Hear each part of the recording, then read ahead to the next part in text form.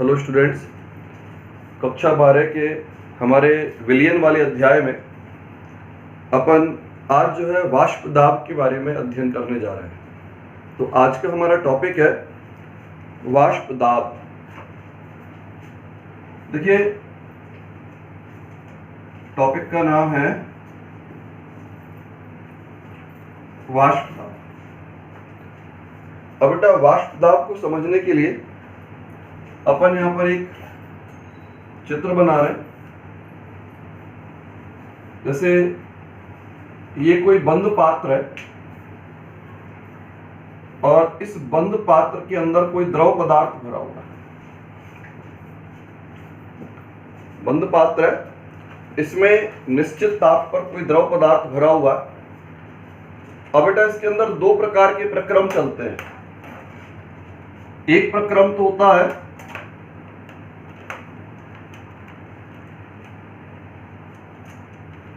वाष्पन, एक प्रक्रम होता है वाष्पन, और धीरे धीरे यहां पर गैस इकट्ठी होगी, द्रव पदार्थ, उस द्रव पदार्थ की वाष्प इकट्ठी होगी। तो साथ साथ यहां पर एक विपरीत प्रक्रम चलेगा, उसका नाम होता है संघनन। एक प्रक्रम हो गया वाष्पन, एक प्रक्रम हो गया संघनन। अब इसमें एक अवस्था आती है वाष्पन की दर बराबर संघनन की दर, और ये जो अवस्था होती है, इसको अवस्था को हम नाम देते हैं साम्यावस्था।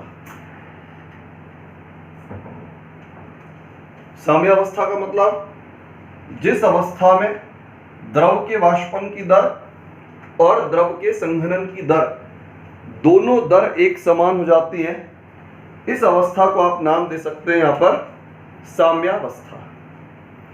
तो अब बेटा, ये वाष्प दाब से अर्थ क्या निकलेगा?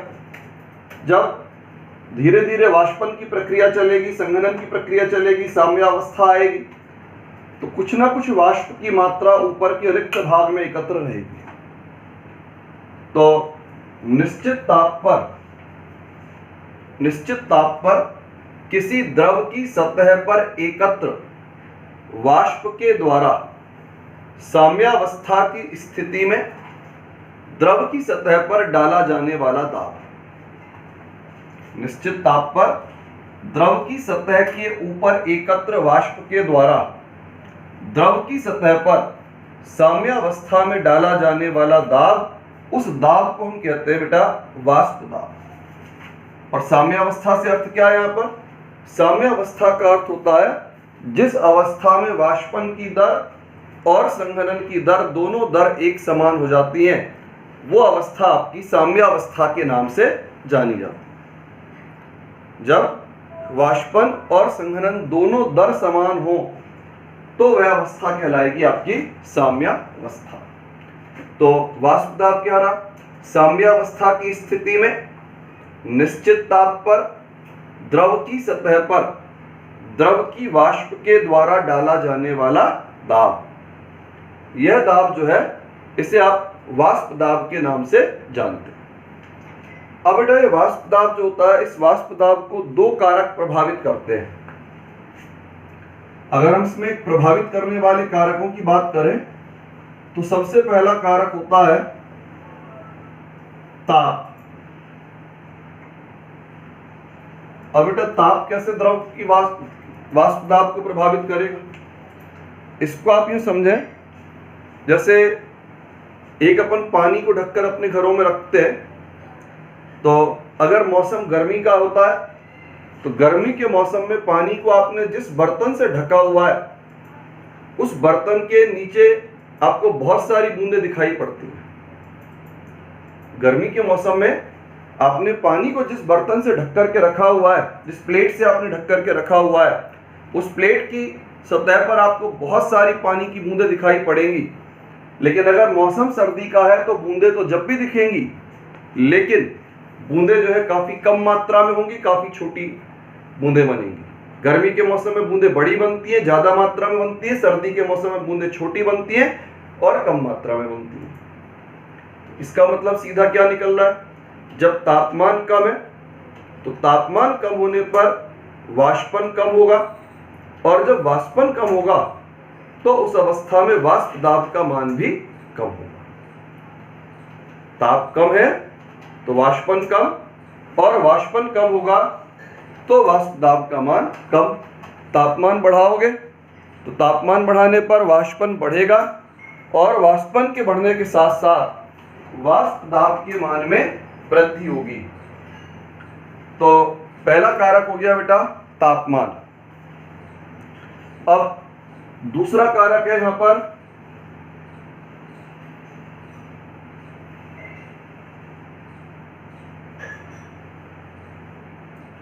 द्रव की प्रकृति। द्रव की प्रकृति भी जो है वाष्प दाब के ऊपर अपना प्रभाव रखती है। जैसे मान लीजिए आपने एक बीकर में पानी रखा और एक बीकर में आपने पेट्रोल को रख दिया, तो सबसे पहले जो है कौन उड़ता है?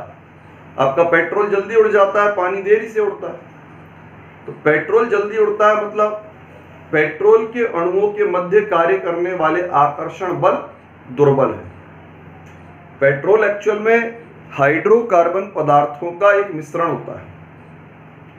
पेट्रोल हाइड्रोकार्बन पदार्थों का एक मिश्रण होता है, और इन हाइड्रोकार्बन पदार्थों के मध्य में दुर्बल वांडरवाल आकर्षण बल कार्य करते हैं, जबकि पानी के अणुओं के मध्य में अपेक्षाकृत प्रबल हाइड्रोजन बंध कार्य करते हैं। तो जहां आकर्षण बल दुर्बल रहेगा, आकर्षण बल दुर्बल होगा, वहां वाष्पन अधिक होगा, और जब वाष्पन अधिक होगा तो वाष्प भी ज्यादा मात्रा में बनेगी और उसका दाब भी अधिक होगा।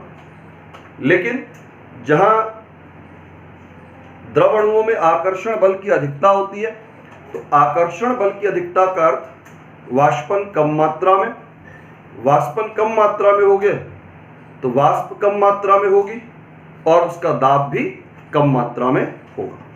तो अब इसको सीधे कह सकते हैं अधिक आकर्षण न्यून वाष्प दाब, और दुर्बल आकर्षण उच्च वाष्प दाब। आकर्षण ज्यादा है तो वाष्प दाब कम, और अगर आकर्षण कम है तो उस परिस्थिति में वाष्प दाब का मान ज्यादा होगा। अब बेटा इसके बाद इसका अगला टॉपिक आता है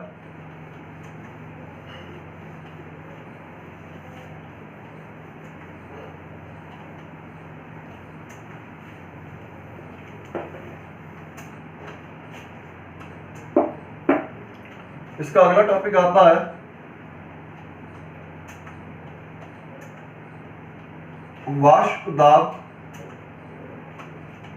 अवनमन। वाष्प दाब अवनमन।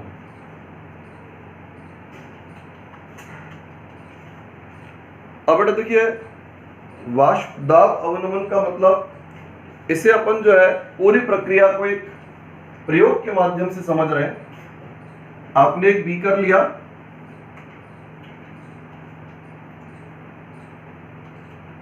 और बीकर के अंदर आपने पानी भर दिया, शुद्ध विलायक।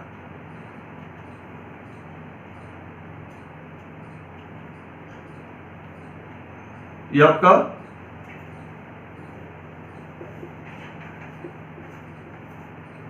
शुद्ध विलायक, और शुद्ध विलायक के लिए वाष्प दाब का मान हमने मान लिया P0। शुद्ध विलायक पदार्थ और इसके वाष्प दाब का मान हमने माना P0। एक दूसरा बीकर,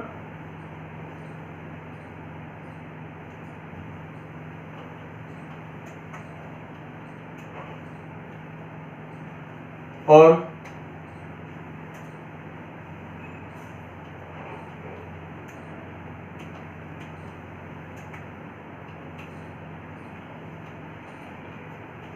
दूसरे बीकर में अपन यहां पर ले रहे हैं अवाष्पशील ठोस का विलयन। बेटा अवाष्पशील ठोस मतलब जिसके रखा रहने पर कोई वाष्पीकरण नहीं होता। जैसे आपकी चीनी है, चीनी रखी हुई चीनी आपकी अपने आप नहीं उड़ेगी, नमक है अपने आप नहीं उड़ेगा, ग्लूकोज रखा हुआ अपने आप नहीं उड़ेगा। तो ये अवाष्पशील ठोस होते हैं। जबकि कुछ ठोस आपके वाष्पशील प्रकृति के भी होते हैं। जैसे आपका कपूर है, वाष्पशील होता है। आपका ये नेफ्थलीन होता है, वाष्पशील होता है। तो ठोस आपके दोनों तरह के हैं, वाष्पशील ठोस भी होते हैं, अवाष्पशील ठोस भी होते हैं। तो हमने यहाँ पर जो विलयन बनाया है वो किसी अवाष्पशील ठोस, जैसे चीनी वगैरह का अपन ने मान लीजिए विलयन बनाया। अब इस विलयन का वाष्प दाब हमने माना यहां पर है PS। अब बेटा दूसरी चीज यहां पर आती है, वाष्पीकरण की क्रिया चलेगी। जब इसमें वाष्पीकरण की क्रिया चलेगी, वाष्पीकरण दोनों में ही होना है।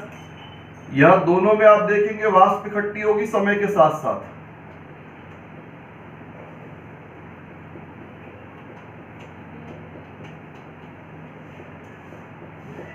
यह वाष्प इकट्ठी हुई, वाष्प यहां भी इकट्ठी होगी।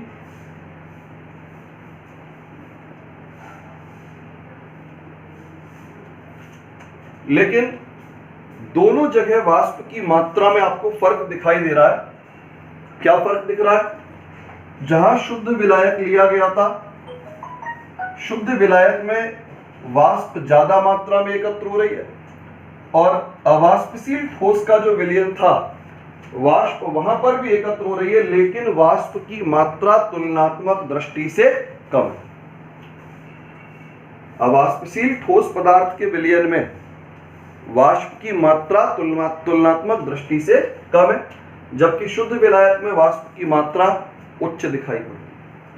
इसका अर्थ यह निकलता है कि जब वाष्प ज्यादा है तो वाष्प दाब भी ज्यादा होगा, वाष्प कम है तो वाष्प दाब भी कम है। तो यहां वाष्प कम मात्रा में दिखाई पड़ रही है, तो इसका मतलब विलयन का वाष्प दाब कम होगा। विलायक वाले प्रयोग में हमको वाष्प ज्यादा मात्रा में दिखाई दे रही है, इसका अर्थ हुआ कि वाष्प जो है वाष्प दाब का मान अधिक होगा। तो हम इसको यूं कह सकते हैं कि जब किसी अवाष्पशील ठोस पदार्थ को घोलकर, जब किसी अवाष्पशील ठोस पदार्थ को घोलकर विलयन बनाया जाता है, तो विलयन के वाष्प दाब का मान, विलयन के वाष्प दाब का मान सदैव शुद्ध विलायक के वाष्प दाब की अपेक्षा कम होता है। विलयन का वाष्प दाब कम, विलायक का वाष्प दाब अधिक, तो विलयन के वाष्प दाब का मान सदैव शुद्ध विलायक के वाष्प दाब की अपेक्षा कम होता है। और दोनों के वाष्प दाब का ये अंतर, इस अंतर को आप कह सकते हैं वाष्प दाब का अवनमन। विलयन का वाष्प दाब कम है, विलायक का वाष्प दाब अधिक है, और दोनों के वाष्प दाब का अंतर, इस अंतर को कहा जाता है वाष्प दाब अवनमन। देखिए वाष्प दाब अवनमन। अब वाष्प दाब अवनमन को हम निकालेंगे कैसे? वाष्प दाब अवनमन को व्यक्त किया जाता है डेल्टा P से। तो delta P is equal P0 minus PS। क्यों? क्योंकि ये वाला मान अधिक है और ये वाला मान कम है। विलयन का वाष्प दाब सदैव शुद्ध विलायकों के वाष्प दाबों की तुलना में कम होता है। दोनों के वाष्प दाब का अंतर, इस अंतर को आप कह सकते हैं वाष्प दाब अवनमन। बेटा दूसरी बात यहां पर यह आती है, वाष्प दाब अवनमन ठीक है। अब ये बात आई कि भाई विलयन का वाष्प दाब हम कह रहे हैं कम होता है, तो विलयन का वाष्प दाब कम क्यों होता है, विलायक का वाष्प दाब अधिक क्यों होता है, इसको भी हम देखते हैं। देखिए, वाष्पीकरण की जो क्रिया है, वाष्पीकरण की क्रिया सदैव ही सतह पर होती है, सतह से चालू होती है। ये आपके विलयन की या द्रव की सतह है, द्रव की सतह से ही तो वाष्पीकरण होगा। अब मान लीजिए ये द्रव की सतह का एकांक क्षेत्रफल है, 1 वर्ग सेंटीमीटर मान लिया अपन ने इसको, सतह का एकांक क्षेत्रफल है। अब जहां हम बात कर रहे हैं शुद्ध विलायक की, हम बात कर रहे हैं पहले शुद्ध विलायक की, तो शुद्ध विलायक में सतह के ऊपर 100%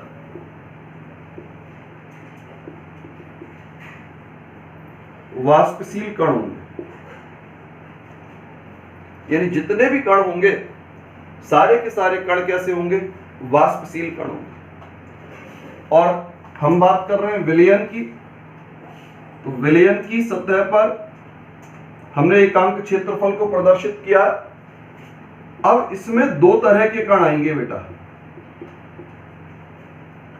एक तो होंगे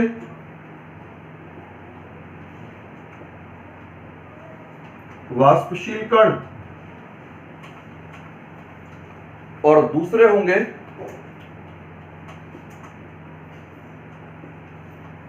अवाष्पशील कण। भाई ये तो शुद्ध विलायक था, शुद्ध विलायक का मतलब केवल एक ही प्रकार के कण होंगे, और विलायक आपका वाष्पशील है, यानी सारे के सारे कण यानी 100% कण जो होंगे वाष्पशील प्रकृति के कण होंगे।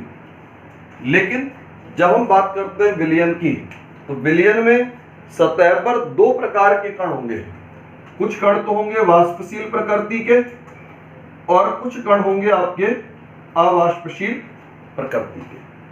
तो वाष्पशील और अवाष्पशील 2 प्रकार के कण यहां पर होते हैं, अर्थात वाष्पशील कणों की संख्या 100% की तुलना में क्या हो जाएगी, कम हो जाएगी। और जब सतह पर वाष्पशील कणों की संख्या कम होगी तो वाष्पन की संभावना में भी कमी आएगी, वाष्पित होने वाले कणों की संख्या में भी कमी आएगी। और जब वाष्पन कम होगा तो वाष्प कम बनेगी, और वाष्प कम बनेगी तो वाष्प दाब का मान भी कम हो जाएगा। तो इस तरह से विलयनों का जो वाष्प दाब होता है सदैव शुद्ध विलायक के वाष्प दाब की तुलना में कम होता है। विलयन का वाष्प दाब सदैव शुद्ध विलायक के वाष्प दाब से कम है। क्यों कम है? क्योंकि विलयन में सतह पर 2 तरह के कण हैं, वाष्पशील कण भी है और अवाष्पशील कण भी है। वाष्प केवल किससे बनेगी, वाष्पशील कणों से बनेगी। अवाष्पशील कण किसी प्रकार की कोई वाष्प बनाने में योगदान नहीं देगा।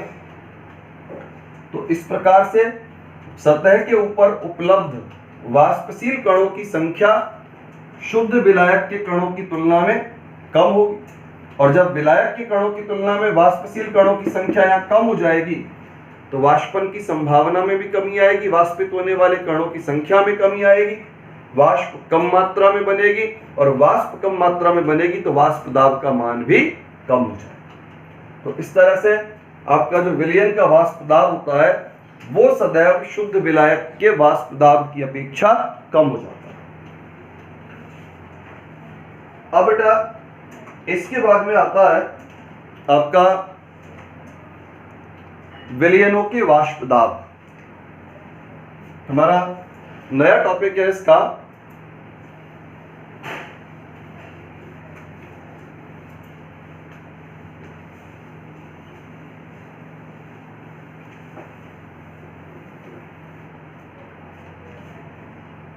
देखिए अगला टॉपिक आता है इसका विलयन का वाष्प दाब।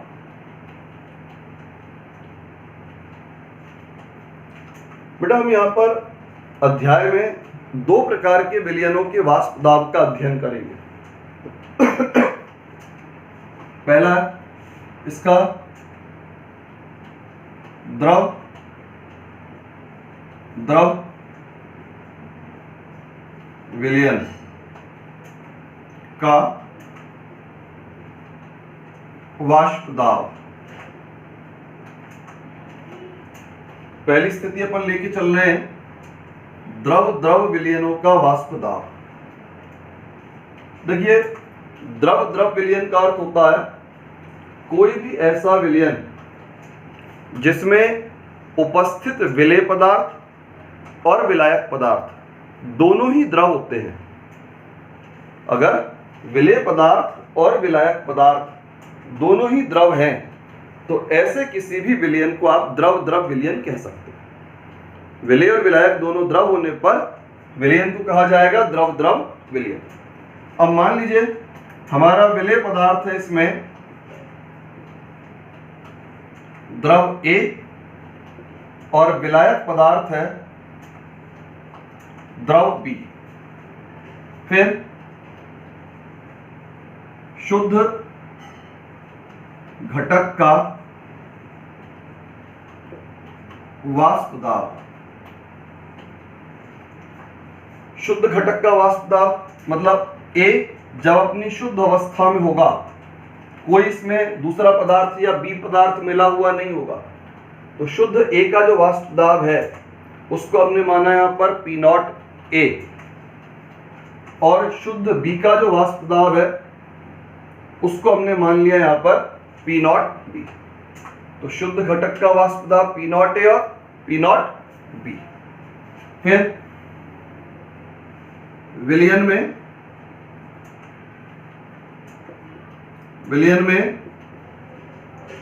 मोल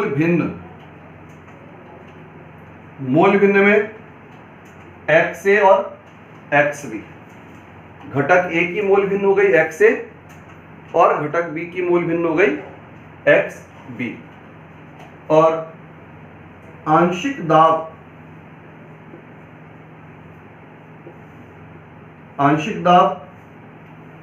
PA और आंशिक दाब हो गया यहां पर P। तो ये स्थितियां हैं। हमने यहां पर विलेय पदार्थ को A माना है, विलायक पदार्थ को B माना है। अब शुद्ध घटक A का वाष्प दाब, शुद्ध घटक A का वाष्प दाब हमने लिया P0 A और शुद्ध घटक B का वाष्प दाब हमने लिया P0 B। विलयन बनाया गया, A और B को मिलाकर के विलयन बनाया गया। तो घटक A की मोल भिन्न XA, घटक B की मोल भिन्न XB। फिर अब इसमें जब वाष्पीकरण होगा, विलयन में वाष्पीकरण होगा, तो वाष्प में घटक A का आंशिक दाब PA और घटक B का आंशिक दाब PB। इसको हम यूं समझें,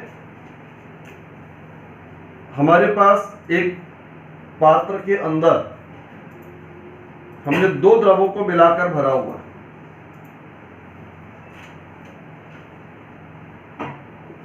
दो द्रव पदार्थ आपने इसमें मिलाए विलयन के अंदर। एक द्रव पदार्थ A है और द्रव पदार्थ A की मोल भिन्न का मान है XA। दूसरा द्रव पदार्थ है B और पदार्थ B की मोल भिन्न का मान हो गया XB। अब वाष्पीकरण की क्रिया चलेगी। वाष्पीकरण की क्रिया में A और B दोनों से वाष्प का निर्माण होगा। तो उस वाष्प में A का योगदान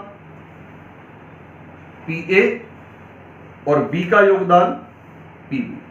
मतलब कुल दाब में घटक A का दाब PA यानी A का आंशिक दाब PA और कुल दाब में घटक B का योगदान PB यानी घटक B का आंशिक दाब PB।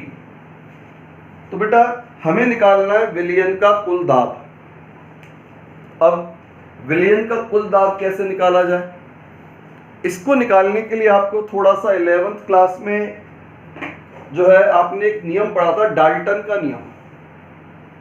डाल्टन के नियम में आपने पढ़ा था, जब हम दो या दो से अधिक गैसों को एक बंद पात्र में एकत्र करते हैं, दो या दो से अधिक गैसों को एक बंद पात्र में एकत्र करते हैं और वो गैसें आपस में कोई क्रिया ना करें, तो ऐसी अवस्था में गैसीय मिश्रण का कुल दाब अलग अलग गैसों के आंशिक दाबों के योग के बराबर होता है। आपने एक पात्र में 2 या 2 से ज्यादा गैसें ली, गैस आपस में क्रिया नहीं कर रही है, तो कुल दाब का मान गैसों के आंशिक दाब के योग के बराबर होता है।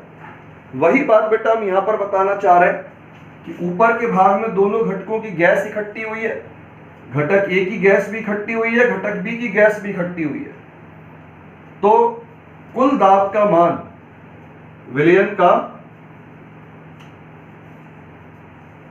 वाष्प दाब, विलयन का जो कुल वाष्प दाब आएगा उसको हम व्यक्त कर रहे हैं पीएस से, और ये जो पीएस होगा दोनों के आंशिक दाबों के योग के बराबर होगा। घटक ए का आंशिक दाब प्लस घटक बी का आंशिक दाब, दोनों के आंशिक दाबों के योग के बराबर। इसी को हम कहते हैं बेटा, ये डाल्टन के नियम से निकाला अपन ने, डाल्टन का नियम।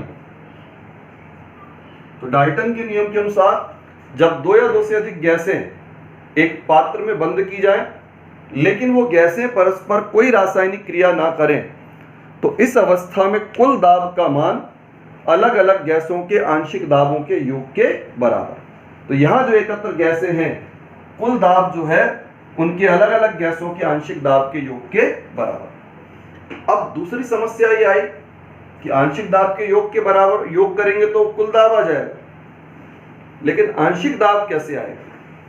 तो आंशिक दाब के लिए यहां हमारा एक नियम है, राउले नियम। तो राउले के नियम से,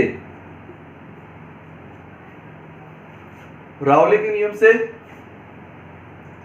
आंशिक दाब, किसी घटक का आंशिक दाब विलयन में उस घटक की मोल भिन्न के समानुपाती होता है। जो गैस इकट्ठी हो रही है किसी घटक की, उस घटक का आंशिक दाब विलयन में घटक की मोल भिन्न के समानुपाती। अगर मोल भिन्न ज्यादा होगी तो घटक का आंशिक दाब ज्यादा होगा, और मोल भिन्न कम होगी, घटक का आंशिक दाब कम होगा। तो राउले के नियम की सहायता से हम यहां आंशिक दाब की गणना को कर सकते हैं, यानी P A proportional to X A और P B proportional to X B. P A proportional to X A और P B proportional to X B. अब स्थिरांक क्या लगेगा यहां पर? देखिए, शुद्ध घटक का वाष्प दाब, किसी भी शुद्ध घटक का वाष्प दाब जो होता है वो सदैव स्थिरांक होता है। तो हम यहां पर स्थिरांक में क्या लगा सकते हैं? पी ए बराबर P naught A X A और पी बी बराबर P naught B X B. तो इस तरह से कुल दाब पीएस का जो मान आएगा, कुल दाब पीएस का मान आंशिक दाबों के योग के बराबर, यानी P naught A X A plus P naught B X B. तो इस तरह से यहां पर जो है कुल दाब की गणना की जा सकती है। यहां जो आपने राउले नियम को लगाया है, राउले नियम की 2 शर्तें हैं। पहली शर्त विलयन तनु हो, पहली शर्त है विलयन आपका तनु होना चाहिए, तभी राउले नियम लगेगा। और दूसरी शर्त होती है दोनों द्रव परस्पर मिश्रणीय हो। एक तो विलयन तनु हो और दोनों द्रव आपस में पूर्णतः मिश्रणीय हो, तभी आपके राउले का नियम लागू होता है। तो कुल दाब निकालने के लिए आपने दोनों घटकों के आंशिक दाबों का योग किया और आंशिक दाब का मान निकालने के लिए आप यहां राउले नियम का प्रयोग कर रहे हैं। राउले नियम क्या कहता है कि घटक का आंशिक दाब उस विलयन में उपस्थित घटक की मोल भिन्न के समानुपाती होता है। जिसका भी हम आंशिक दाब ले रहे हैं घटक की मोल भिन्न के समानुपाती, यानी PA प्रोपोर्शनल टू X से PB proportional to XB। Constant में आपका शुद्ध घटक का वाष्प दाब स्थिरांक है P0A, शुद्ध घटक का वाष्प दाब हो गया P0B, और फिर आप इनका योग कर देंगे, कुल दाब आ जाएगा। शर्त दो है, एक तो विलयन तनु हो और दूसरी शर्त है दोनों द्रव आपस में पूर्णतः मिश्रणीय हो, तभी आपका राउले नियम लागू होता है।